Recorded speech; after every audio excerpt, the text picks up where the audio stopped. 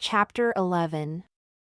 When Jethro the high priest of Midian, Moses' father-in-law, heard of all that God had done for Moses and for Israel his people, and that the Lord had brought Israel out of Egypt, then Jethro, Moses' father-in-law, took Zipporah, Moses' wife, after he had sent her back, and her 2 sons, of whom the name of the one was Gershom, for he said, I have been a foreigner in a strange land.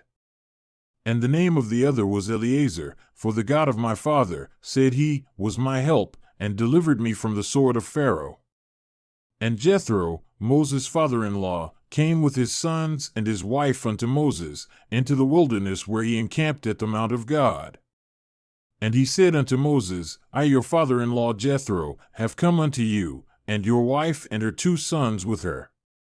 And Moses went out to meet his father-in-law, and did reverence and kissed him, and they asked each other of their welfare, and they came into the tent. And Moses told his father-in-law all that the Lord had done unto Pharaoh and to the Egyptians for Israel's sake, and all the travail that had come upon them by the way, and how the Lord delivered them. And Jethro rejoiced for all the goodness which the Lord had done to Israel, whom he had delivered out of the hand of the Egyptians.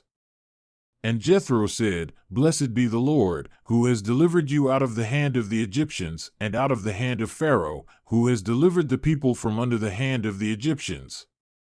Now I know that the Lord is greater than all gods, for in the thing wherein they dealt proudly, he was above them. And Jethro, Moses' father-in-law, took a burnt offering and sacrifices for God, and Aaron came, and all the elders of Israel, to eat bread with Moses' father-in-law before God. And it came to pass on the next day that Moses sat to judge the people, and the people stood by Moses from the morning unto the evening. And when Moses' father-in-law saw all that he did to the people, he said, What is this thing that you do to the people? Why do you sit yourself alone, and all the people stand by you from morning unto evening? And Moses said unto his father-in-law, Because the people come unto me to inquire of God, when they have a matter, they come unto me, and I judge between one and another, and I do make them know the statutes of God and his laws. And Moses' father-in-law said unto him, The thing that you do is not good.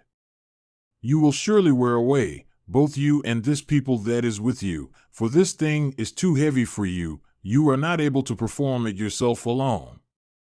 Listen now unto my voice, I will give you counsel, and God shall be with you. Represent the people before God, that you may bring the causes unto God, and you shall teach them ordinances and laws, and shall show them the way wherein they must walk and the work that they must do. Moreover, you shall provide out of all the people able men, such as fear God, men of truth, hating covetousness, and place such over them to be rulers of thousands, and rulers of hundreds, rulers of 50s, and rulers of 10s, and let them judge the people at all seasons.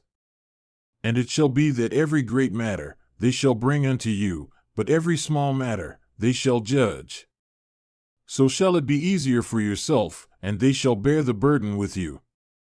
If you shall do this thing, and God command you so, then you shall be able to endure, and all this people shall also go to their place in peace.